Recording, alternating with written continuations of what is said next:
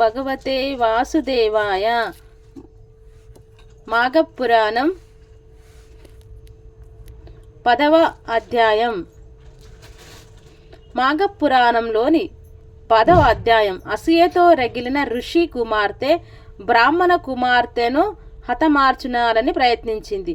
దాని పండితంగా రాక్షసుడిగా మార్చబడే కథ. అసమాన అందం కలిగిన అసూయ అనే విష పదార్థంతో నిండిన ఋషి కుమార్తె బ్రాహ్మణ కుమార్తె అందానికి మాసిపోయే ఆమెను హాని చేయాలని పన్నాగం పన్నుతుంది.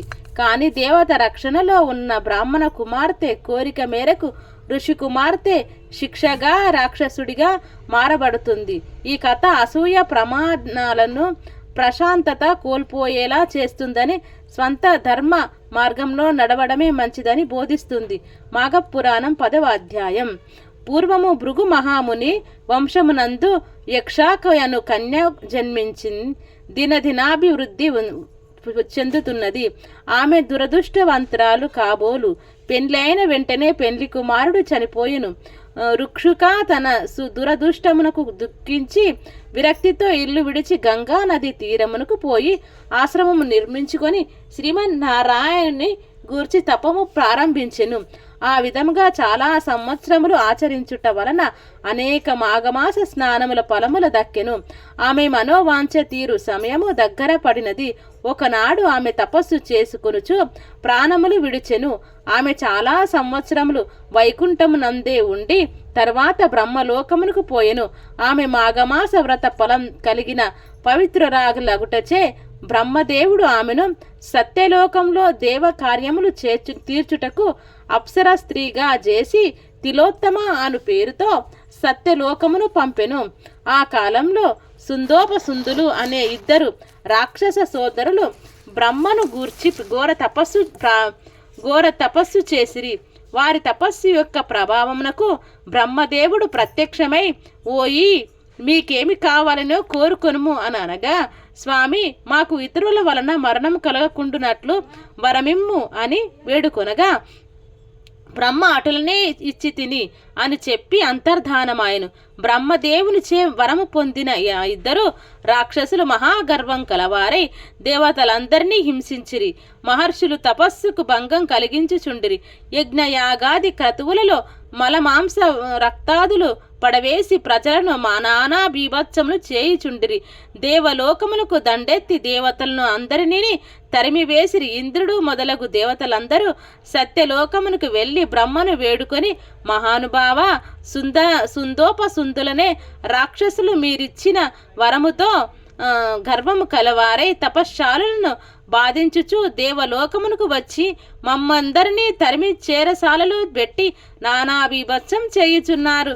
కాన వారి మరణంకు ఏదైనా ఉపాయం ఆలోచించుమని ప్రార్థించిరి. బ్రహ్మ దీర్ఘముగా ఆలోచించి తిలోత్తమను పిలిచి, అమ్మాయి, ఈ సుందోపసుందరుల రాక్షసులను ఇతరులెవరూ వలన మరణము గలగదని వరము నిశ్చితిని.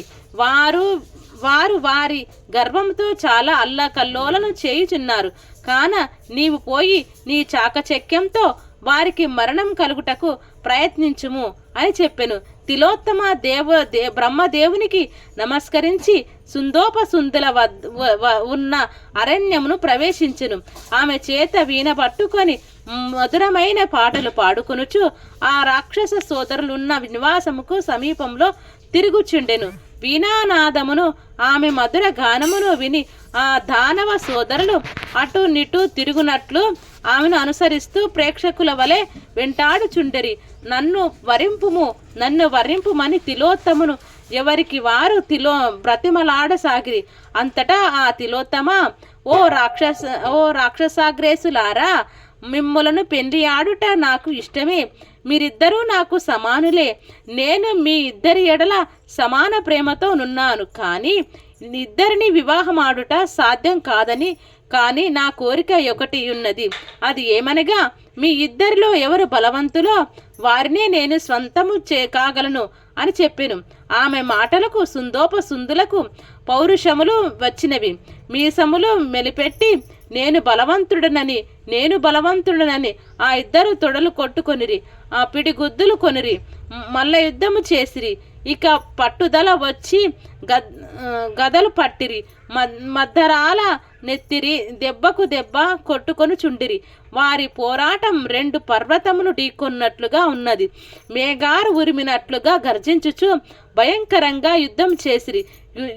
గదా యుద్ధము తర్వాత కత్తులు దూసిరి. ఆ కత్తి యుద్ధంలో ఒకరి ఖడ్గం మరొకరికి తగిలినందున ఇద్దరి తలలు తెగి కింద పడినవి. ఇద్దరూ చనిపోయారు. తిలోత్తమను దేవతలు దీవించిరి.